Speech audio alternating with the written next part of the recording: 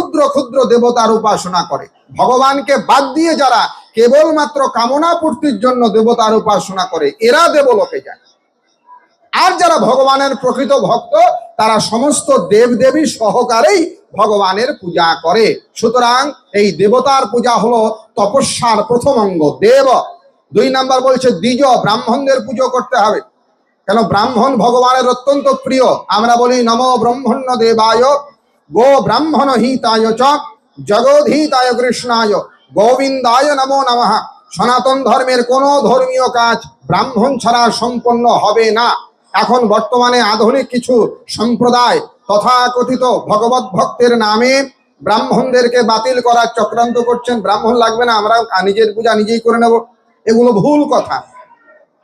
ব্রাহ্মণ ছাড়া কোনো প্রকার পূজা, কোনো প্রকার পার্বণ, কোনো প্রকার ধর্মীয় কাজ হিন্দু শাস্ত্র সনাতন শাস্ত্র অনুসারে সিদ্ধ হওয়া সম্ভব নয়। প্রমাণ কোথায়?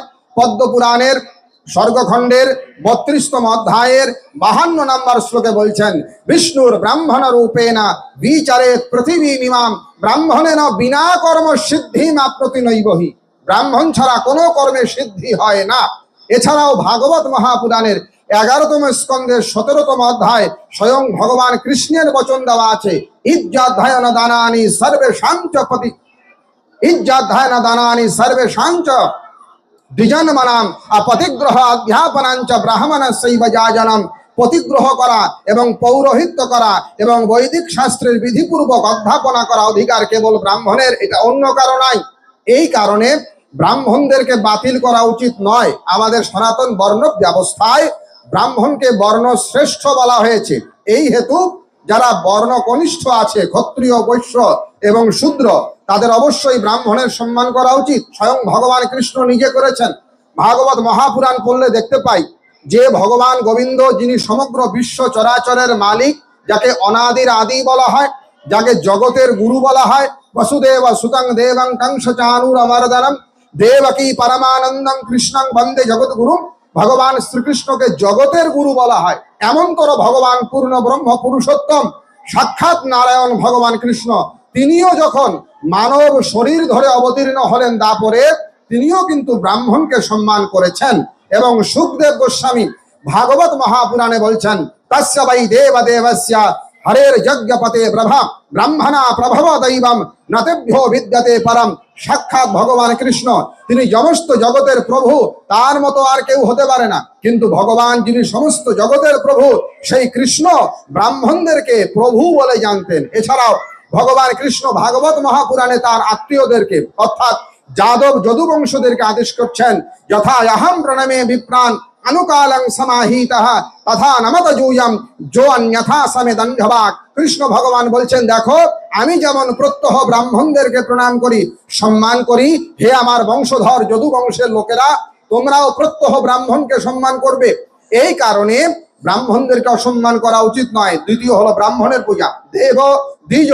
3 নম্বর হলো গুরুর পূজা। তার মানে অধ্যাত্ম পথে চলতে গেলে ধর্ম পথে চলতে গেলে আপনার গুরু লাগবে। গুরু ছাড়া কোনোদিন ভগবত সাধনা ভগবানের ভজনা সম্ভব নয়। আপনি যতই বই কিনুন গীতা ভাগবত রামায়ণ মহাভারত, কিন্তু যতক্ষণ পর্যন্ত তত্ত্বদ্রষ্টা সদ্গুরুকে আপনি ধরবেন না আপনার কোনো গুরু থাকবে না, আপনার ওই সমস্ত শাস্ত্র জ্ঞান কাজে আসবে না। এই কারণে আমাদের বেদ থেকে শুরু করে পুরাণ পর্যন্ত সর্বত্র বলা আছে যে তুমি গুরুর কাছে আগে যাও। পরীক্ষা লোকান কর্মচিতা নির্ভেদ মায়া নাস্তকৃতঃ কৃতেন তদ বিজ্ঞানার্থম স গুরুমেবাভিগচ্ছেৎ সমিত পানি শ্রোত্রিয়ম ব্রহ্মনিষ্ঠম। মুন্ডক উপনিষদের প্রথম অধ্যায়ের 2য় মুন্ডকের 12 নম্বর মন্ত্র, সেখানে বলছে যদি ঈশ্বরকে পেতে চাও প্রথম কর্তব্য হলো গুরুর কাছে যাও। উত্তিষ্ঠতা জাগ্রতা প্রাপ্য বরান নিবোধতা সুরস্য ধারা নিশিতা দূরত্বয়া দুর্গম পথস্তৎ কবয় বদন্তি। কঠোপনিষদের প্রথম অধ্যায়ের 3য় বল্লীর 14 নম্বর মন্ত্র, এখানেও বলছে একজন বরণীয় মহাপুরুষের কাছে আগে যাও। ভাগবতেও বলা আছে তস্মাৎ গুরুং প্রবদ্ধেতা জিজ্ঞাসু শ্রেয় উত্তমম সাবদে পরে চ নিষ্ণাত ব্রহ্মণ্যোপসমাশ্রয়ম। ভাগবত মহাপুরাণের 11তম স্কন্ধের 3য় অধ্যায় বলল শব্দ ব্রহ্ম এবং পরব্রহ্ম এই দুইটিতে যিনি নিষ্ণাত হয়েছেন এমনতর তত্ত্বদ্রষ্টা গুরুর কাছে যাও। এমনকি শ্রীমদ্ ভগবত গীতার চতুর্থ অধ্যায়ের 34 শ্লোক যদি পড়েন, সেখানেও ভগবান কৃষ্ণ বলছেন, তদ্বিদ্ধি প্রণিপাতেনা পরিপ্রশ্নেন সেবয়া উপদেক্ষন্তিস্তে জ্ঞানাম জ্ঞানিনাস তত্ত্বদর্শিনা। তত্ত্বদ্রষ্টা গুরুর কাছে যেতে হবে। অতএব সদ্গুরুর শরণাপন্ন হওয়া দরকার। শ্রী শ্রী ঠাকুর অনুকূল চন্দ্র বলছেন, ধারণ পালন উৎস ঈশ্বর থাকেন ব্যক্ত সব হৃদয়ে, তারই প্রতীক সদ্গুরুতে সুদীপ্ত হও শরণ নিয়ে। ঈশ্বর যদিও নিরাকার, কিন্তু তার প্রতীককে বলে সদ্গুরু হলো ভগবানের মূর্ত প্রতীক।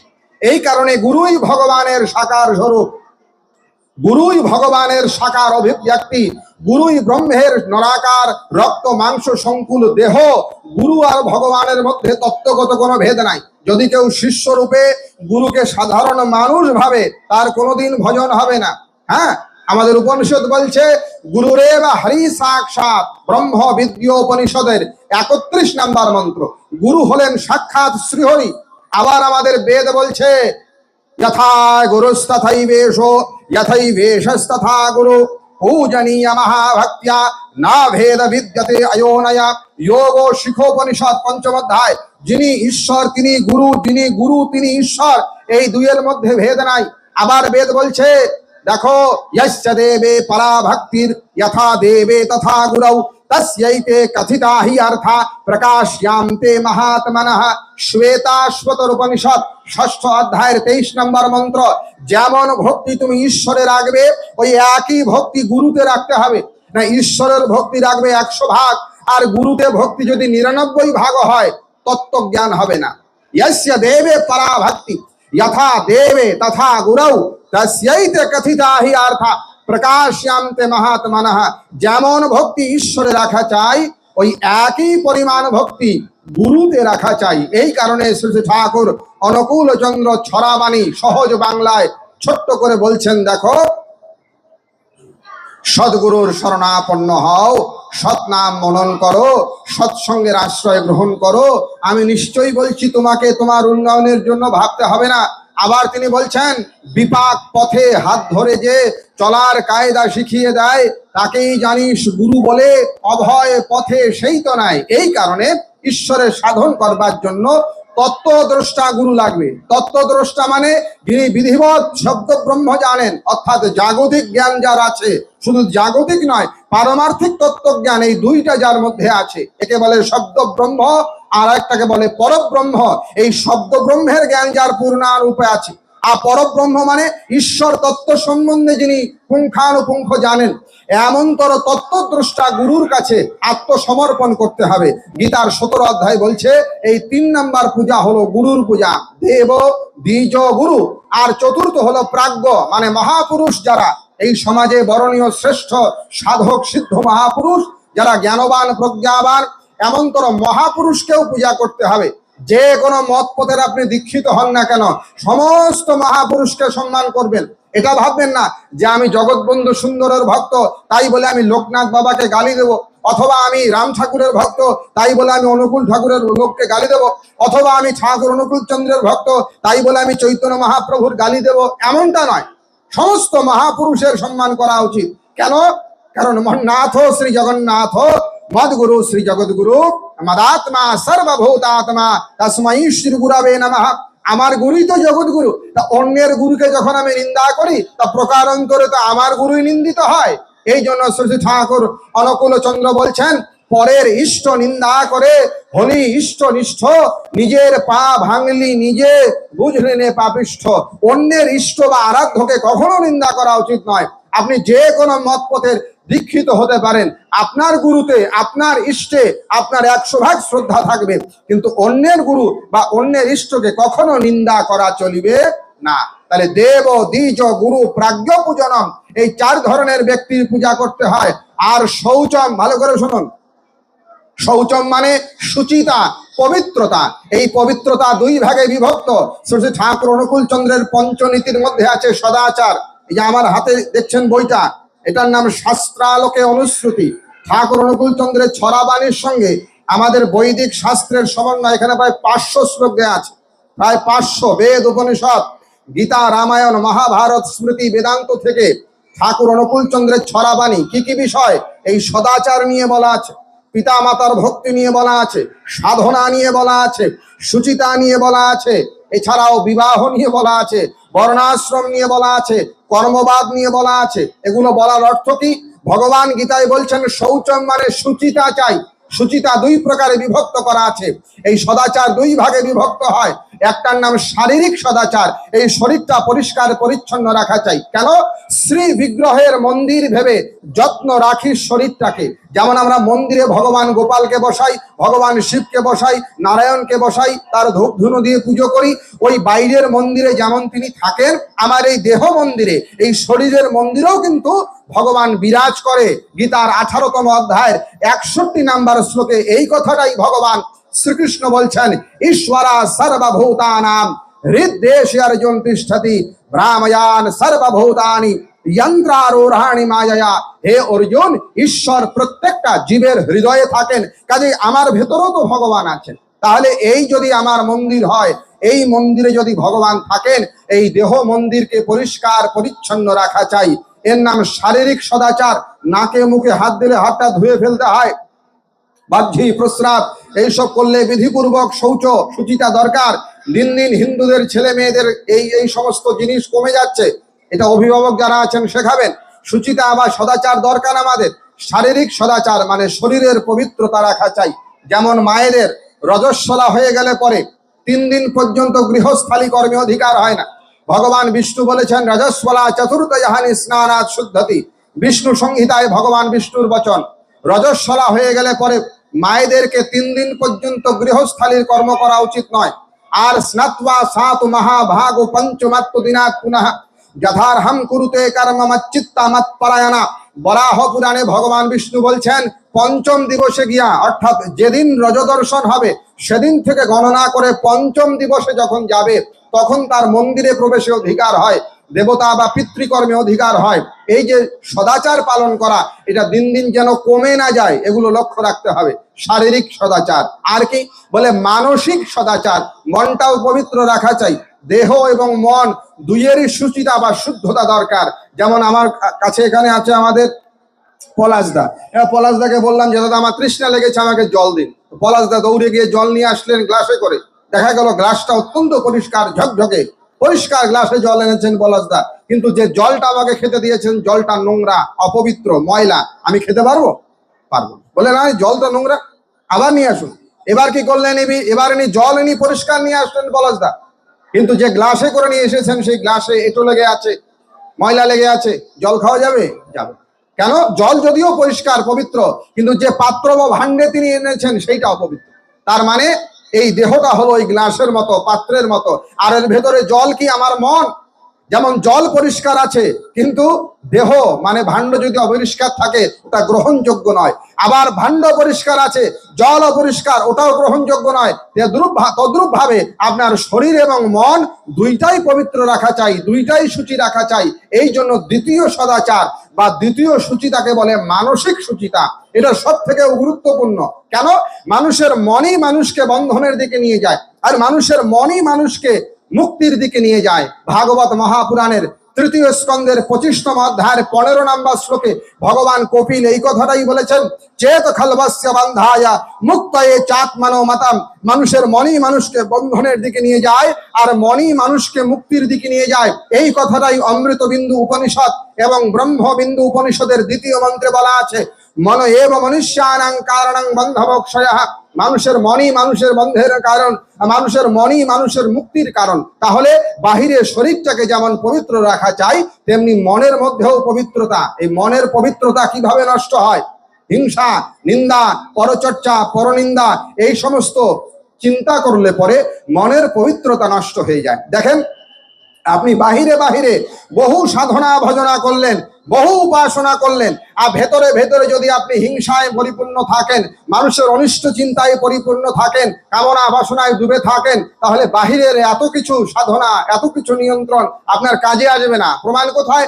শ্রীমদ্ ভগবত গীতা 3য় অধ্যায়ের কর্মযোগ। সেখানে ভগবান কৃষ্ণ বলছেন, কর্মেন্দ্রিয়াণি সংযম্য ইয়া আস্তে মনসা স্মরণ ইন্দ্রিয়ার্থান বিমূঢ়াত্মা মিথ্যাচারঃ স উচ্যতে। হে অর্জুন, যারা বাহিরে বাহিরে তার কর্মেন্দ্রিয় মানে চোখ, হাত, পান এগুলাকে নিয়ন্ত্রিত দেখায়, সংযত দেখায়, আর ভেতরে ভেতরে যারা বিষয়ের চিন্তা করে তাদেরকে তুমি মিথ্যাচারী বলিয়া জানিও। এছাড়াও মহাভারত পড়লে দেখতে পারবেন, সেখানে বলছে ত্রিদণ্ড ধারণং মৌনং জটাভার যথমুণ্ডনম বলকলাধীন সংবিষ্টং ব্রহ্মচর্যাভিষেচনম अग्निहोत्रं वनवासा शरीर परिशोषणम सर्वान्येतानि मिथ्या सूर्यदि भावो न निर्मलः।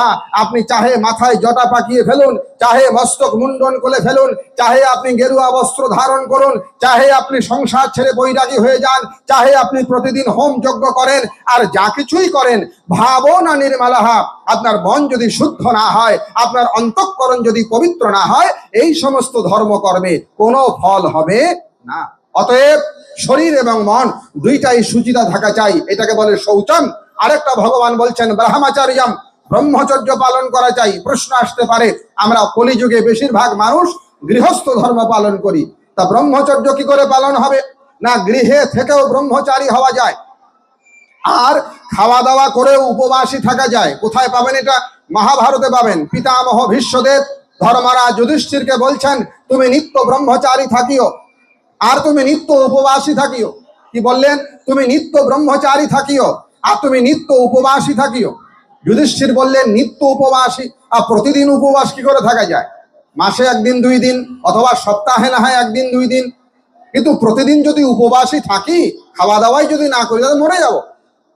আর আমি তো, যুধিষ্ঠির বলছে, আমি তো গৃহী, আমার তো স্ত্রী আছে, তা নিত্য ব্রহ্মচারী কি করে হয়? এই প্রশ্ন করলেন যে নিত্য উপবাসী কি করে থাকা যায় আর নিত্য ব্রহ্মচারী কি করে হওয়া যায়। সেখানে বলা আছে অন্তরাসায়মাসঞ্চ প্রাতরাসঞ্চ যো নরঃ সোপবাস যো ন ভুঙ্ক্তে অন্তরা পুনঃ সদোপবাসী যো ন ভুঙ্ক্তে অন্তরা পুনঃ। ভালো করে শুনুন, বলে খাওয়া দাওয়া করে উপবাস থাকা যায়। কিভাবে?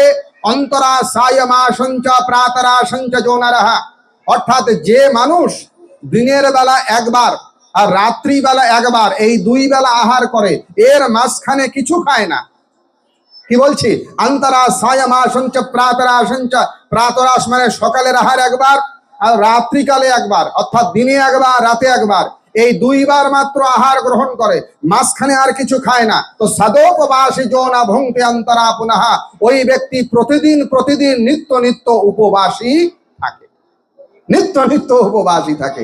আর নিত্য ব্রহ্মচারীকে, না গৃহস্থ ধর্ম পালন করলেও যে ব্যক্তি অবিহিত কালে পত্নী গমন করে না, অবিহিত কাল মানে পর্ব দিবসে পত্নী গমন করা যায় না, পূর্ণিমা, অমাবস্যা, শিব চতুর্দশী, অথবা যে সমস্ত মাঙ্গলিক দিন হয়, শ্রাদ্ধ দিবস, এইগুলো পর্বদিন বলা হয়, এই সমস্ত পর্ব দিবসে পত্নী গমন করা যায় না। এই সমস্ত বিধি মেনে ঋতুকাল ভিন্ন যারা পত্নী গমন করে না, তারা গৃহে থেকেও ব্রহ্মচারী থাকে। সুতরাং সদোপবাসী যো ন ভুঙ্ক্তে অন্তরা পুনঃ, গীতার 17 অধ্যায় বলছে এগুলার নাম শারীরিক তপস্যা।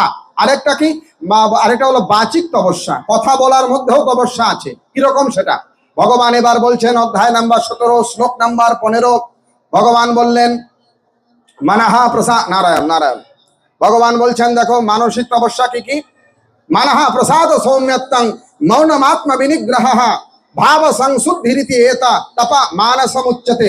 মানসিক তপস্যার বর্ণনা, অধ্যায় নাম্বার 17 শ্লোক নাম্বার 16। মানহা প্রসাদ, মন প্রসাদে পরিপূর্ণ, সৌমাত্মা সৌম্য উগ্র নয়, আর মৌনমাত্ম বিনিগ্রহ, এবং মৌনতায় পরিপূর্ণ, আত্মনিগ্রহে সম্পন্ন যারা, ভাব সংশুদ্ধিরিতি এতৎ, এবং তার ভাব পরিশুদ্ধ হলো, তপ মানসমুচ্যতে, তার মানসিক তপস্যা সিদ্ধ হয়ে গেল, অর্থাৎ মনে মনে তার তপস্যা হয়ে গেল। আর বাচিক তপস্যা কি? বলে সত্য বলা, সত্যং প্রিয়া হিতঞ্চ যৎ, সত্য বলা চাই, প্রিয় বলা চাই, হিতকর বলা চাই। আর কি? স্বাধ্যায় ভেষণম চাইবা, বিধিপূর্বক বৈদিক শাস্ত্রের পাঠ করা চাই এবং অভ্যাস করা চাই। এগুলা করলে পরে বাচিক তপস্যা হয়। আরেকটা কথা আপনাদের বলি, আমাদের এই শচিতা বা সুচিতার মধ্যে দুই প্রকার অশৌচ ভেদ আছে। যত দিন যায় হিন্দুরা অশৌচ পালন বাদ দেওয়া শুরু করে, ধীরে ধীরে কমাতে কমাতে শেষে গিয়ে কোথায় ঠেকবে আমরা জানি না। কিন্তু সনাতন হিন্দু ধর্মে অশৌচের নিয়ম দেওয়া আছে। কি কি অশৌচের নিয়ম? না, আমাদের সপিণ্ড বা জ্ঞাতির মধ্যে যদি কেউ জন্ম নেয়, অর্থাৎ জনন হয়, সেক্ষেত্রেও কিন্তু অশৌচ মানতে হবে। আবার যদি কেউ মারা যায়, মৃত্যুবরণ করে, সেক্ষেত্রেও কিন্তু অশৌচ মানতে হবে। অর্থাৎ জননা শৌচ এবং মরণা শৌচ, এই দুইটাই কিন্তু মানা উচিত। অর্থাৎ জননা শৌচ শাস্ত্রে বলা আছে আর মরণা শৌচ শাস্ত্রে বলা আছে। অনেকেই বলেন যে জন্ম নিলে অশৌচ মানার উচিত নয়, দরকার নাই। এটা সম্পূর্ণ ভুল কথা। শঙ্খ সংহিতার 15তম অধ্যায়, এই 15 অধ্যায়ের 2 এবং 3 নম্বর শ্লোক যদি পড়েন, সেখানে বলা আছে যে জননে মরণে বিপ্রদশাহেন বিশুদ্ধতি ক্ষত্রিয় দ্বাদশাহেন বৈশ্য পক্ষেন শুদ্ধতি আমাসনো তথা শূদ্র শুদ্ধিমা প্রতিনান্তরা। জনন মানে জন্মই হোক আর মরণ মানে মৃত্যুই হোক, এই উভয় ক্ষেত্রে যারা ব্রাহ্মণ বর্ণের ব্যক্তি তারা 10 দিন পরে শুদ্ধি হবে, যারা ক্ষত্রিয় বর্ণের ব্যক্তি তারা 12 দিন পরে শুদ্ধি হবে, যারা বৈশ্য বর্ণের ব্যক্তি তারা 15 দিন পরে শুদ্ধ হবে, যারা শূদ্র বর্ণের ব্যক্তি তারা 1 মাস পরে শুদ্ধ হবে। এই একই কথা মনুসংহিতার 5ম অধ্যায়ের 83 নম্বর শ্লোকে বলা আছে, শুদ্ধে বিপ্রদশাহেন দ্বাদশাহেন ভূমিপ বৈশ্যঃ পঞ্চদশাহেন শূদ্রমাসন শুদ্ধতি। এই একই কথা পত্রী সংহিতার 85 নম্বর শ্লোকে বলা আছে, ব্রাহ্মণ দশরাত্রেণ দ্বাদশাহেন ভূমিপঃ বৈশ্যঃ পঞ্চদশাহেন শূদ্রমাসন শুদ্ধতি। এই একই কথা বিষ্ণু সংহিতার 22 অধ্যায় 1, 2 এবং 3 নম্বর শ্লোকে বলা আছে, ব্রাহ্মণস্য সবিন্দানাং জনন মরণেন দশাহম শৌচম দ্বাদশাহম রাজন্যস্য পঞ্চদশাহং বৈশ্যস্য মাস শূদ্রস্য। এই একই কথা যাজ্ঞবল্ক্য সংহিতা 3য় অধ্যায় 22 নম্বর শ্লোকে বলা আছে, ক্ষত্রস্য দ্বাদশাহানি বিশঃ পঞ্চদশৈবতো 30 দিনানি শূদ্রস্য তদর্ধং ন্যায়বর্তিনা। এই একই কথা উষণ সংহিতার 6ষ্ঠ অধ্যায়ের 34 নম্বর শ্লোকে বলা আছে, শুদ্ধে দ্বিজদশাহেন দ্বাদশাহেন ভূমিপাপ বৈশ্যঃ পঞ্চদশাহেন শূদ্রমাসন শুদ্ধতি। এই একই কথা অঙ্গিরা সংহিতার 51 নম্বর শ্লোকে বলা আছে, দশাহ শুদ্ধতে বিপ্রদ্বাদশাহেন ভূমিপাপ বৈশ্যঃ পঞ্চদশাহেন শূদ্রমাসন শুদ্ধতি। একই কথা পরাশর সংহিতা 3য় অধ্যায় 4 নম্বর শ্লোকে বলা আছে, জাতি বিপ্রদশাহেন দ্বাদশাহেন ভূমিপাপ বৈশ্যঃ পঞ্চদশাহেন শূদ্রমাসন শুদ্ধতি। এই একই কথা শঙ্খ সংহিতার 15 অধ্যায় 2 এবং 3 নম্বর শ্লোকে বলা আছে, জননে মরণে বিপ্রদশাহেন বিশুদ্ধতি ক্ষত্রিয় দ্বাদশাহেন বৈশ্য পক্ষেন শুদ্ধতি মাসন তথা শূদ্র শুদ্ধিমা প্রতিনান্তরা। একই কথা দক্ষ সংহিতা 6ষ্ঠ অধ্যায় 7 নম্বর শ্লোকে বলা আছে, জাতি বিপ্রদশাহেন দ্বাদশাহেন ভূমিপাপ বৈশ্যঃ পঞ্চদশাহেন শূদ্রমাসন শুদ্ধতি। একই কথা গৌতম সংহিতা 14 অধ্যায় বলা আছে, ক্ষত্রিয় দ্বাদশাত্যাং বৈশ্য সর্ধমাসমাসনেকম শূদ্রস্য। একই কথা বিষ্ণু পুরাণের 3য় অংশে 13 অধ্যায়ের 19 নম্বর শ্লোকে বলা আছে, বিপ্রয়সিদ্ধ দ্বাদশাহং রাজন্যস্য পশুচকম আর্ধমাসস্য বৈশ্যঃ মাস শূদ্রস্য শুদ্ধয়ে। একই কথা পদ্ম পুরাণের সৃষ্টিখণ্ডে 10ম অধ্যায় 2 এবং 3 নম্বর শ্লোকে বলা আছে, দশাহং প্রাহুরা শৌচং সপিণ্ডেষু বিপশ্চিতা মৃত্যুয়াবাত জাতেষু ব্রাহ্মণানাং বৃহত্তমা। একই কথা ব্রহ্মপুরাণের 221 অধ্যায় 147 148 নম্বর শ্লোকে আছে, দশাহং ব্রাহ্মণস্তিষ্ঠ দান হোমাদি বর্জিত ক্ষত্রিয় দ্বাদশাঞ্চ বৈশ্য মাসার্ধমেব চ শূদ্রস্তু মাসমাসিত নিজকর্ম বিবর্জিত। এছাড়াও অগ্নি পুরাণের 158 অধ্যায় 13 নম্বর শ্লোক, মার্কণ্ডেয় পুরাণের 33 অধ্যায় 35 অধ্যায়, এছাড়াও মৎস্য পুরাণের 18 অধ্যায় 2 এবং 3 নম্বর শ্লোক, এছাড়াও গরুড় পুরাণের পূর্বখণ্ডের 50 অধ্যায় 81 নম্বর শ্লোক, গরুড় পুরাণের পূর্বখণ্ডের 50 অধ্যায় 83 নম্বর শ্লোক, গরুড় পুরাণের পূর্বখণ্ডের 106 অধ্যায় 19 নম্বর শ্লোক, গরুড় পুরাণের পূর্বখণ্ডের 107 অধ্যায় 11 নম্বর শ্লোক, গরুড় পুরাণের পূর্বখণ্ডের 226 অধ্যায় 38 নম্বর শ্লোক। এই এতগুলো জায়গায় পরিষ্কার ভাবে সোজা বাংলায় বলা আছে যে জন্মই হোক আর মৃত্যুই হোক উভয় ক্ষেত্রেই অশৌচ হবে। ব্রাহ্মণ যারা তারা 10 দিন মানবে, ক্ষত্রিয় যারা তারা 12 দিন মানবে, বৈশ্য যারা তারা 15 দিন মানবে, শূদ্র যারা তারা 1 মাস মানবে। আন্তর্জাতিক কৃষ্ণ ভাবনামৃত সংঘ ইসকন, এই ইসকনের প্রতিষ্ঠাতা এসি ভক্তি বেদান্ত শ্রীল প্রভুপাদ, তিনি ইংরেজিতে বই লিখেছেন দ্য নেকটার অফ ডেভোশন, বাংলায় অনুবাদ ভক্তি রসামৃত সিন্ধু। এই অনুবাদ করেছেন ভক্তি চারু গোস্বামী। এই বই ছাপানো হয়েছে বৃহৎ মৃদঙ্গ ভবন, মায়াপুর, নদিয়া। এই বইটা পড়বেন আপনারা, ইসকনের দোকান থেকে কিনে নিয়ে। এই বইয়ে বর্জনীয় সেবা অপরাধের মধ্যে পরিষ্কার ভাবে প্রভুপাদ লিখে দিয়েছেন যে বৈদিক শাস্ত্রের নিয়ম অনুসারে কোনো পরিবারে কেউ যদি মারা যায়, সেই পরিবারের লোকেরা কিছুদিনের জন্য অসুচি হইয়া পড়েন। ব্রাহ্মণের জন্য এই অসুচ 12 দিন থাকে, ক্ষত্রিয় বৈশ্যদের জন্য 15 দিন থাকে, আর শূদ্রের জন্য 1 মাস। এই কারণে অশৌচকে বাদ দেওয়া উচিত নয়। স্বয়ং চৈতন্য মহাপ্রভুর পার্শ্বদ ছিলেন, তার নাম গোবিন্দ ঘোষ। এই গোবিন্দ ঘোষ যখন মারা যায়, স্বয়ং গোপীনাথ ভগবান 1 মাস অশৌচ পালন করেছিলেন। বইটার নাম অমিয় নিমাই চরিত। কাজেই আমরা যারা সনাতন ধর্মে বিশ্বাস করি এবং বৈদিক শাস্ত্রে আমাদের যাদের বিশ্বাস আছে, জনন এবং মরণ উভয় ক্ষেত্রেই অশৌচ মানতে হবে। তবে একটা জায়গায় পার্থক্য দেওয়া আছে, কি খুব মন দিয়ে শুনবেন। মরণ অশৌচের ক্ষেত্রে যার বাবা মা মারা গেল তাকে হবিষান্ন খেয়ে থাকতে হবে, আর জ্ঞাতি গোষ্ঠী যারা আছে, সপিণ্ড বর্গের যারা আছে, এটা নিরামিষ খাইতে হবে। কিন্তু জননা শৌচের মধ্যে এই নিয়ম নাই। অর্থাৎ সপিণ্ড বর্গে যদি কারো বাচ্চার জন্ম হয়, কোনো ছেলে বা মেয়ের জন্ম হয়, তাহলে জ্ঞাতি গোষ্ঠী যারা আছে এরা যদি নিরামিষ নাও খায় তাতেও হবে, নিরামিষ খাওয়া বাধ্যতামূলক নহে। এইটা শুধু পার্থক্য, বাকি অশৌচের যা যা নিয়ম সবটাই সমান। জনন এবং মরণ উভয় ক্ষেত্রে অশৌচ পালন করতে হয়। সুতরাং এই সুচিতা পালন করা উচিত। ভাব সংশুদ্ধিরিতি তত্ত্ব মানসমুচ্যতে, মনের পবিত্রতা এবং সদাচার ও সুচিতা পালন করাই হলো তপস্যার উদ্দেশ্য। ভক্তমণ্ডলী, এইভাবে যদি আমরা চলতে পারি তাহলে কি দাঁড়ায়? 9টা বাজে, আর কতক্ষণ? কয় মিনিট? এইভাবে যদি আমরা চলতে পারি তাহলে কি হবে না, ধীরে ধীরে এই দেবতার দেবত্ব ভাব উন্নীত হবে। দেখেন একটা কবিতা আছে না, কোথায় স্বর্গ কোথায় নরক, কে বলে তা বহুদূর, মানুষের মাঝেই স্বর্গ নরক আর মানুষেই সুরাসুর, তাই না? মানুষের মাঝেই স্বর্গ নরক আর মানুষেই সুরাসুর। তার মানে মানুষ কখনো দেবতা হয়ে ওঠে, আবার মানুষ কখনো অসুর হয়ে যায়। তাহলে কোন কোন গুণ থাকলে মানুষ দেবতা হয় আর কোন কোন গুণ থাকলে মানুষ অসুর হয়, এই কথা কোথায় আছে? শ্রীমদ্ ভগবত গীতার 17 অধ্যায় খুলে দেখেন আর 16 অধ্যায় খুলে দেখেন। তার মধ্যে 16 অধ্যায়ের নাম হলো দৈবাসুর সম্পদ বিভাগ যোগ। এই দৈবাসুর সম্পদ বিভাগ যোগে ভগবান 26টা গুণের কথা বলছে। এই গুণগুলো যার মধ্যে আছে সে মানুষ হইলেও দেবতা। কি কি আমি একে একে বলি। অধ্যায় নাম্বার 16, শ্লোক নাম্বার 1, 2, 3 গীতা। ভগবান বলছেন, অভয়ং সত্ত্ব সংশুদ্ধির জ্ঞান যোগ ব্যবস্থিতি দানং দমশ্চ যজ্ঞশ্চ স্বাধ্যায়স্তপ আর্যবম অহিংসা সত্যম ক্রোধস্ত্যাগ শান্তিরপৈশুনম দয়া ভূতেষু অলুপ্তম মার্দবম হ্রি অচাপলম তেজঃ ক্ষমা ধৃতি শৌচম অদ্রোহম নাপি মানিতা ভবন্তি সম্পদম দৈবীমম যাদসি ভারত। ভগবান কৃষ্ণ অর্জুনকে উপলক্ষ করে বলছেন, দেখো দৈবী সম্পদ মানে দেবতার কাছে কি কি সম্পদ থাকে, এই সম্পদগুলো যদি কোনো মানুষের ভিতরে থেকে যায় ওই মানুষটাও দেবতা হয়। প্রথম বলছেন অভয়ম, অভয় মানে নির্ভীক হতে হবে। শ্রী শ্রী ঠাকুর অনুকূল চন্দ্রের হাতে লেখা একটা বই আছে, তার নাম সত্যানুসরণ, ছোট্ট বই। এই বইয়ের প্রথম পৃষ্ঠা উল্টাবেন, ওইটা প্রথমেই ঠাকুর বলছেন সর্বপ্রথম আমাদের দুর্বলতার বিরুদ্ধে যুদ্ধ করতে হবে, সাহসী হতে হবে, বীর হতে হবে। এই কথাগুলো কিন্তু গীতার মধ্যে পাওয়া যাচ্ছে। অভয়ম মানে ধার্মিক হতে গেলে প্রথম বীর হওয়া চাই। বীর অভজ্ঞা বসুন্ধরা, কাপুরুষ দিয়ে ধর্ম হবে না। অন্তরের মধ্যে স্থির বিশ্বাস থাকা চাই। দেখেন আমরা সনাতন ধর্মের লোক, এই ধর্ম সাক্ষাৎ ভগবান বানিয়েছেন, এই বিশ্বাস হৃদয়ে থাকা চাই। বিশ্বের বড় বড় বিজ্ঞানীরা যারা সনাতন ধর্মে জন্মও নেয় নাই, যারা পাশ্চাত্য জগতের খ্রিস্টান ম্লেচ্ছ আদি পরিবারে জন্ম নিয়েছে, আপনারা অবাক হয়ে যাবেন, তারাও আমাদের সনাতন ধর্মের ধর্মগ্রন্থ অধ্যয়ন করে, প্রশংসা করে। কিন্তু দুঃখ আমাদের, আফসোস আমাদের, আমরা হিন্দুর ঘরে জন্ম নিয়েছি। আমাদের পূর্বপুরুষরা সব ব্যাস, বশিষ্ঠ, বিশ্বামিত্র, কশ্যপ এই ঋষি মুনির বংশধর হওয়া সত্ত্বেও আমরাই আমাদের ছেলে মেয়েদেরকে আমাদের ধর্মীয় গ্রন্থ পড়াই না। দেখেন হ্যাপি বার্থডে টু ইউ সবাই করি, এমন কোন হিন্দুর বাড়ি নাই যে হিন্দুর বাড়িতে ছেলে মেয়ের জন্মদিন পালন করি না।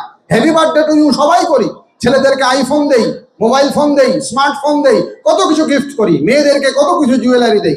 কিন্তু আমরা সনাতন ধর্মের ধর্মগ্রন্থ গীতা ভাগবত মহাপুরুষদের বই এগুলো পড়াই না, এগুলো দেই না, উপহার দেই না, আমরা উৎসাহিত করি না ছেলে মেয়েদেরকে।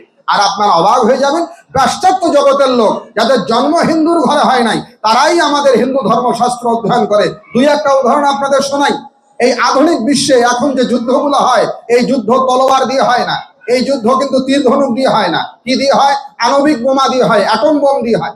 The father of atom bomb, যিনি অ্যাটম বোমের আবিষ্কারকর্তা ছিলেন, তিনি একজন আমেরিকান বিজ্ঞানী ছিলেন, তার নাম রবার্ট ওপেনহাইমার। ভালো করে শুনবেন, আমেরিকান সায়েন্টিস্ট রবার্ট ওপেনহাইমার 1945 সালে সর্বপ্রথম এই আণবিক বোমের বিস্ফোরণ করেছিলেন।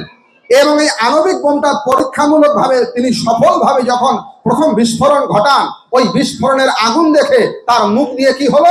শ্রীমদ্ ভগবত গীতার শ্লোক বের হলো। এবং পরবর্তীতে তিনি সাংবাদিকের সামনে এটা স্বীকার করেছেন। এখনো ইউটিউব যারা চালান সার্চ করলেই দেখতে পারবেন, রবার্ট ওপেনহাইমার বিজ্ঞানীর নাম। তিনি যখন সাংবাদিকের সামনে সাক্ষাৎকার দিচ্ছেন তিনি বলছেন, we knew the world would not be the same, a few people loved, a few people cried, many people were silent. I remembered the line from the Hindu scripture, the Bhagavad Gita. Vishnu is trying to persuade the prince that he should do his duty, and to praise him takes on his multiform form and says, now I am become death the destroyer world. এর বাংলা মানে কি? Oppenheimer বলছে, ওই বিস্ফোরণ যখন দেখলাম, I remember the line from the Hindu scripture, হিন্দুদের ধর্মগ্রন্থ একটা যার নাম শ্রীমদ্ ভগবত গীতা, ওই গীতার কথা আমার মনে পড়লো। Vishnu is trying to persuade the prince, ভগবান কৃষ্ণ অর্জুন রাজপুত্র তাকে বোঝাচ্ছেন that he should do his duty, যেন অর্জুন তার কর্তব্য যুদ্ধ সেই যুদ্ধ করে। অ্যান্ড টু ইমপ্রেস হিম, অর্জুনকে ইমপ্রেস করার জন্য takes on his multiform form, ভগবান বিশ্বরূপ দেখাচ্ছে। আর সেইখানে গিয়ে বলছে, now I am become death the destroyer of world. Shrimad Bhagavad গীতার 11 অধ্যায় ভগবান কৃষ্ণ বলেছিলেন কাল ইয়াসমি লোকক্ষয়কৃত। এই শ্লোকটারই ইংরেজি ট্রান্সলেশন করে রবার্ট ওপেনহাইমার, যাকে বলা হয় ফাদার অফ অ্যাটম, তিনি সমস্ত সাংবাদিকের সামনে হিন্দুর গীতার মর্যাদাকে উড্ডীন করে তুলেছিলেন। আরো শোনেন, পদার্থবিজ্ঞানে নোবেল পেয়েছিলেন একজন বিজ্ঞানী, ভারতীয় নয়, ডেনমার্কের বিজ্ঞানী, তার নাম নিলস বোর। তিনি বলছেন, I go to the Upanishads to ask questions. বইয়ের নাম the world god is not one, Narayan, god is not one. এই বইয়ের ফিলোসফিক্যাল হিন্দুইজম একটা অধ্যায় আছে। সেই অধ্যায়ে ওই নোবেল প্রাপ্ত বিজ্ঞানী, যিনি পদার্থবিজ্ঞানে নোবেল পেয়েছেন, উনি বলছেন, I go to the Upanishads to ask questions. দুনিয়ার লোক জানার জন্য আমার কাছে আসে। উনি বলছে, দুনিয়ার লোক জানার জন্য, পদার্থবিজ্ঞান শেখার জন্য আমার কাছে আসে। আর আমি যদি কিছু জানতে চাই, আমি যদি কিছু শিখতে চাই, আমি কোথায় যাই? বলে, I go to the Upanishads, আমি হিন্দুদের বেদ উপনিষদের কাছে যাই। আরেকজন বিজ্ঞানী, ইনিও ফিজিক্সে নোবেল পেয়েছিলেন, কোয়ান্টাম ফিজিক্সে বিশাল তার নাম আছে, তার নাম এরউইন শ্রোডিঙ্গার। এরউইন শ্রোডিঙ্গার বলছেন, এই দুনিয়াতে যতগুলা দ্বন্দ্ববৃত্তি আছে, যত সমস্যা আছে, এর সমাধান আর কোথাও নাই। The only solution to this conflict is available to us and all lies in the ancient wisdom of the Upanishads. দুনিয়াতে যা কিছু দ্বন্দ্ববৃত্তি আছে, এর সমাধান যদি চাও অন্য কোথাও পাবে না। কোথায় পাবে? বলে, হিন্দুদের বেদ আর উপনিষদের কাছে আছে। কাজেই আমাদের সনাতন ধর্ম এত বিশাল, এত মহান, এত ব্যাপক, বিশ্বের বড় বড় দার্শনিকরা, বিজ্ঞানীরা এগুলো নিয়ে, আমাদের ধর্মশাস্ত্র নিয়ে গবেষণা করে। আমাদের ছেলে মেয়েদেরকে উৎসাহিত করা চাই। কেন? কারণ আভয়ম সৎপসং শুদ্ধি, নির্ভীকতা দরকার, ভীরুতা রাখা দরকার নাই। এটা ধর্মের বা দেবতার প্রথম গুণ। সৎপসং শুদ্ধি, ভেতর পরিষ্কার রাখা চাই, আলোচনা হয়ে গিয়েছে। জ্ঞান যোগ ব্যবস্থিতি, জ্ঞানী হওয়া চাই, আহাম্মক হলে চলবে না। জাগতিক জ্ঞানও চাই, পারমার্থিক জ্ঞানও চাই। মানে ছেলে মেয়েদেরকে যেমন জাগতিক শিক্ষায় আপনি শিক্ষিত করে তুলবেন, এর সঙ্গে সঙ্গে পারমার্থিক শিক্ষা, ধর্মীয় শিক্ষা, 5 বছরে নাম, 12 বছরে দীক্ষা। সন্তান বা ছেলে মেয়েদের 12 বছর হওয়ার সঙ্গে সঙ্গেই সদ্গুরুর সঙ্গে সংযুক্ত করে দেবেন। জ্ঞান যোগ ব্যবস্থিতি, দুনিয়ার মধ্যে, পৃথিবীর মধ্যে যদি পবিত্র কিছু থেকে থাকে, ভগবান শ্রীকৃষ্ণ তার শ্রীমুখে শ্রীমদ্ ভগবত গীতার 4th অধ্যায় বলছেন, নহি জ্ঞানেন সদৃশং পবিত্রমিহ বিদ্যতে তৎ স্বয়ং যোগ সংসিদ্ধ কারণাত্মনি বিন্দতি। অর্জুন, জ্ঞানের তুল্য পবিত্র এই পৃথিবীতে আর কিছু হতে পারে না। সুতরাং জ্ঞান লাভের জন্য সন্তানদেরকে, ছেলে মেয়েদেরকে উৎসাহিত করা চাই। জ্ঞান যোগ ব্যবস্থিতি, এটাও দেবতার গুণ। আর কি বলে, দানাং দামাশ্চা, দান করা চাই, পকেট থেকে পয়সা খরচ করা চাই। কিসের জন্য? ধর্মের জন্য। হিন্দুরা বহু কাজে পয়সা ব্যয় করে, ধর্মের জন্য পয়সা ব্যয় করে না, কিন্তু ধর্মের জন্য অর্থ ব্যয় করা চাই। আপনার অবাক হয়ে যাবেন, শ্রী ঠাকুর অনুকূল চন্দ্রকে যারা ধরলো, তারা ইষ্টভৃতি করে। নাম শুনেছেন আপনারা? ইষ্টভৃতি মানে ইষ্টের ভরণের জন্য অর্থ ব্যয় করে। এই যে ইষ্টের ভরণের জন্য অর্থ দিতে হয়, এ কথা কোথায় বলা আছে?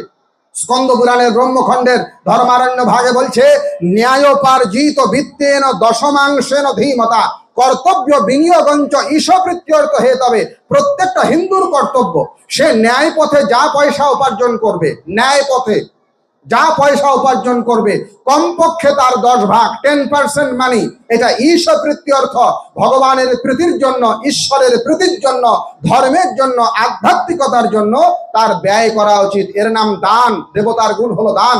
দানাং দামাশ্চা, দামাহ মানে ইন্দ্রিয় সংযত রাখা চাই। যজ্ঞশ্চা, যজ্ঞ করা চাই।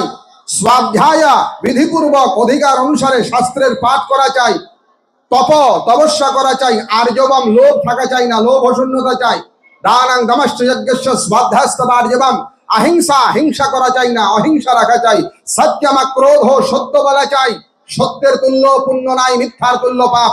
ঠাকুর শ্রী শ্রী রামকৃষ্ণদেব বলছেন, এই কলিযুগে যারা সত্যকে ধরে আছে, এরা ভগবানের কোলেই শুয়ে আছে। কি বললেন ঠাকুর রামকৃষ্ণ পরমহংসদেব? এই কলি যুগে যারা সত্যকে ধরে আছে, সত্যকে আঁকড়ে আছে, এরা ভগবানের কোলেই শুয়ে আছে। কেন? কারণ কলি যুগে 3 ভাগ অধর্ম, 1 ভাগ ধর্ম। ওই 1 ভাগ যে অবশিষ্ট ধর্ম আছে, সেই ধর্ম হলো সত্য।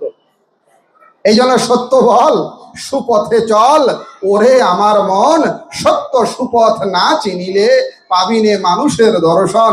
মহাত্মা লালনও বলছেন, সত্য বল সুপথে চল রে আমার মন, সত্য বল সুপথে চল রে আমার মন। কেন?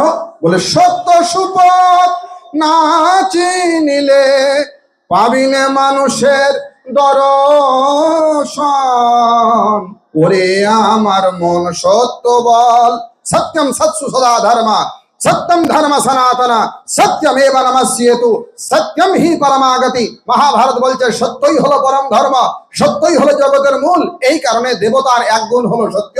দানং দমশ্চ সত্যশ্চ স্বাধ্যায়স্তবার্জবম অহিংসা সত্যম ক্রোধস্ত্যাগ শান্তিরপৈশুনম। ত্যাগ করা চাই, কেবল ভোগ করলে হবে না। কেবল নিজের জন্য যারা রান্না করে এরা পাপ ভোজন করে। বেদ বলছে যারা কেবল নিজের জন্য রান্না করে এরা পাপ ভোজন করে। তাহলে কেবল নিজে ভোগ করলে হবে না, তাহলে কিভাবে ভোগ করো? তেন ত্যাক্তেন ভঞ্জিতা। এমা শোনো, শুক্ল যজুর্বেদ সংহিতা পড়বে। শুক্ল যজুর্বেদ সংহিতার 40তম অধ্যায় বলছে ভোগ করা চাই। কিভাবে ভোগ করবে? ত্যাক্তেন ভঞ্জিতা, ত্যাগের মধ্য দিয়ে ভোগ করো। আজি এ প্রভাতে কর্মারম্ভে তোমারই ভোগের লাগি, ইষ্টভৃতি অর্ঘ্য দিতেছি শ্রীচরণে কৃপা মাগি। শুধু ঠাকুর নকুলচন্দ্রকে আমরা ধরেছি যারা ওই সকালবেলা আগে দেই, ত্যাগের মাধ্যমে ভোগ করো। ত্যাক্তেন ভঞ্জিতা মাগৃতা, এই কারণে ত্যাগ করা চাই, এটা দেবতার ধর্ম। আর কি? আর বলছে অহিংসা সত্যম ক্রোধস্ত্যাগ শান্তিরপৈশুনম, দয়া ভূতেষু আলুলপ্তম, সর্বভূতে দয়া করা চাই। অলুলপ্তম, লোলুপতা রাখা চাই না। মার্দবম হ্রি অচাপলম, লজ্জা থাকা চাই হ্রি। আর অচাপলম, অচাঞ্চল্য থাকা চাই। তেজহা ক্ষমা ধৃতি শৌচম দ্রোহ নাতিমানিতা, তেজ থাকা চাই, ক্ষমাশীল হওয়া চাই। অদ্রোহ, দ্রোহহীন হওয়া চাই। নাতিমানিতা, অতি অভিমান করা চাই না। অভিমান মস্ত বড় দোষ, অহংকার মস্ত বড় দোষ। অতিমানে হতলঙ্কা। রাবণের অনেক বিদ্যা, অনেক পাণ্ডিত্য, কিন্তু মস্ত বড় দোষ কি? অহংকারী। এই জন্য অসুরের গুণ কি? এগুলো তো দেবতার গুণ বললাম। আর অসুরের গুণ হলো দম্ভ, দর্প, অভিমানশ্চ, ক্রোধ, পারুষ্যমেব চ। আর অজ্ঞানং চাভিজাতস্য ভবন্তি পার্থ সম্পদাম আসুরিম। আসুরিক সম্পত্তি কি? দম্ভ। দম্ভ মানে কি? নিজে ধার্মিক নয়, কিন্তু ধার্মিক হওয়ার জন্য অনুষ্ঠান করে, এরা দাম্ভিক। এদেরকে বক ধার্মিক বলে। ভগবান মনু বলছেন ধর্মধ্বজি সদা লুব্ধ ছাদমিক লোক দম্ভকঃ বৈরাল প্রতিগ্রেয় হিংসা সর্বাভিসন্ধকঃ। দম্ভ করা চাই না। দর্প মানে অভিমান রাখা চাই না। দম্ভ, দর্প, অভিমানশ্চ। আর ক্রোধ, কথায় কথায় রেগে যায়, এগুলো অসুরের গুণ। পারুষ্য মানে কর্কশতা, এগুলো অসুরের গুণ। আর অজ্ঞান। সুতরাং মানুষের মধ্যে যদি এইগুলা গুণ বেশি থাকে, সে মানুষ হইয়া অসুর হয়ে যাবে। আর ওই আগের গুণগুলো যদি বেশি থাকে, তাহলে মানুষ হয়েও দেবতা হয়ে যাবে। কি করে মনুষ্য হয়েও দেবতা হওয়া যায়, মানুষ হয়েও দেবতার পথে উন্নীত হওয়া যায়, এই সাধনা করা চাই। আর এই সাধনা করার জন্য 3টা জিনিস ঠিক রাখা চাই। 1 হলো দীক্ষা, 2 হলো শিক্ষা, আর 3 হলো বিবাহ। এই 3 জায়গায় যদি ঠিক করতে পারি, তবেই সাধনায় সিদ্ধি হবে। প্রথম সদ্দীক্ষা চাই, মানে সদ্গুরুর আশ্রয় হওয়া চাই। যেমন তেমন নয়, সিদ্ধ মহাপুরুষ, এটা সদ্দীক্ষার প্রথম শর্ত। দ্বিতীয় শিক্ষা, ও দীক্ষা নিয়ে এই শিক্ষা ধরিস, আচার্যকে করে সার, আচরণী বোধচরণে জ্ঞানের সাগর হন আপার। খালি মুখে বললে হবে না, ওটা আচরণ করতে হবে। শিক্ষা মানে কি? আমি যা কিছু শিখলাম ওটা প্র্যাকটিক্যাল আমার জীবনে বাস্তবায়িত করা চাই। ঠাকুর অনুকূলচন্দ্র বললেন, শুনলে অনেক, করলে না, ঠকলে কত, বুঝলে না, আর করতে করতে যেজন যায় কৃপার আশিস সেই তো পায়। তা বহু কিছু আমরা শুনলাম, বেদ, ভাগবত, গীতা, উপনিষদ, কিন্তু আচরণ করলাম না, ওটা কাজ হবে না। এই কারণে শ্রীমদ্ ভগবত গীতার 12 অধ্যায়ের 20 নম্বর শ্লোকে ভগবান বলছেন, যেতু ধর্মম অমৃতম ইদম যথক্তং পর্যুপাসতে শ্রদ্ধানা মত পরমা ভক্তাস্তে অতীব মে প্রিয়ঃ। অর্থাৎ আমার এই অমৃততুল্য ধর্ম যিনি যথাযথ উপায়ে আচরণ করেন, এই আচরণ করার নাম হলো শিক্ষা। আর 3 নম্বর বিবাহ। মন দাও, উল্টো পাল্টা বিয়ে করলে পরে ওই সন্তান দ্বারা কখনোই ধর্মকৃত্য হয় না। ঠাকুর অনুকূলচন্দ্র বলছেন, জনি যোগে ঢুকলে পাপ, রোখাই কঠিন তাহার দাপ। উল্টো পাল্টা বিয়ে করলে পরে যে সন্তান উৎপন্ন হয় তার দ্বারা ঈশ্বরের সেবা হয় না। এই জন্য বিবাহ সাবধান হওয়া উচিত। শ্রী শ্রী ঠাকুর বলছেন, সাবধান, বিবাহকে খেলনা ভাবিও না। এখন আমরা আধুনিকতার নামে, বিবাহের নামে উল্টো পাল্টা করি, উচ্ছৃঙ্খলা করি। জাতপাত দূর করো, হিন্দু হলেই বিয়ে করো। মহামূর্খের কথাগুলো। হিন্দু হলেই বিয়ে হয় না। হিন্দুদের বিবাহের বিধি আছে, ঋষিরা বিবাহের বিধি দিয়েছেন। খ্রিস্টান হলেই বিয়ে হতে পারে, বৌদ্ধ হলেই বিয়ে হতে পারে, কিন্তু হিন্দু হলেই বিয়ে হয় না। হিন্দু বিবাহের বিধি দেওয়া আছে। জাতপাত দূর করো, হিন্দু হলেই বিয়ে করো, এটা অশাস্ত্রীয় কথা। শুধু অশাস্ত্রীয়ই নয়, এটা অবৈজ্ঞানিক কথা। শুধু অবৈজ্ঞানিক নয়, এটা অদার্শনিক কথা। দেখেন, আমাদের বৈদিক ঋষিরা বলছেন বিবাহের নিয়ম কি। হিরণ্যকেশ গৃহ্য সূত্র, সেখানে বলছে ভার্যায়াম উপয়েচ্ছেদ সজাতাং নাগ্নিকাং ব্রহ্মচারিণী মাসগোত্রাম। হিরণ্যকেশী গৃহ্য সূত্রের 6ষ্ঠ অধ্যায় 2 নম্বর শ্লোক। শ্রী ঠাকুর অনুকূলচন্দ্র বাংলা অনুবাদ করে এটা দিয়ে বলছেন বাণী। অনুশ্রুতি নামক গ্রন্থের 5ম খণ্ডের 1ম বাণী, বিবাহ নামক অধ্যায়, সেখানে তিনি বলছেন বিবাহই যদি করো তুল্য বংশে বৈধি ভাবে নিষ্পাদনতা করো। আবার আমি বলছি, বিবাহই যদি করো তুল্য বংশে। তুল্য বংশ মানে সমান সমান। ব্রাহ্মণ হলে ব্রাহ্মণ, ক্ষত্রিয় হলে ক্ষত্রিয়, বৈশ্য হলে বৈশ্য, শূদ্র হলে শূদ্র, কায়স্থ হলে কায়স্থ, যার যেমন জাতি আছে। সাজাতাম বলা আছে। সাজাতাম মানে সমান জাতিতে করো। সাজাতাম নাগ্নিকাম ব্রহ্মচারিণী মাসগোত্রাম, এইরকম বিবাহ করা চাই। আর কোথায় বলা আছে? ভগবান মনু বলছেন, মনুসংহিতা 3য় অধ্যায়, গুরু নানুমতঃ স্নাত্বা সমাবৃত্ত যথাবিধি উদ্বাহে দ্বিজভার্যাম সবর্ণাম লক্ষণান্বিতম। বিবাহের নিয়ম কি? উদ্বাহে দ্বিজভার্যাম সবর্ণাম, সমান বর্ণে বিয়ে করা চাই। এছাড়াও ভগবান মনু বলছেন সবর্ণাগ্রে দ্বিজাতিনাং প্রশস্তাদার কর্মণি। সবর্ণা মানে সমান জাতিতে বিয়ে করা চাই, সমান বর্ণে বিবাহ করা চাই।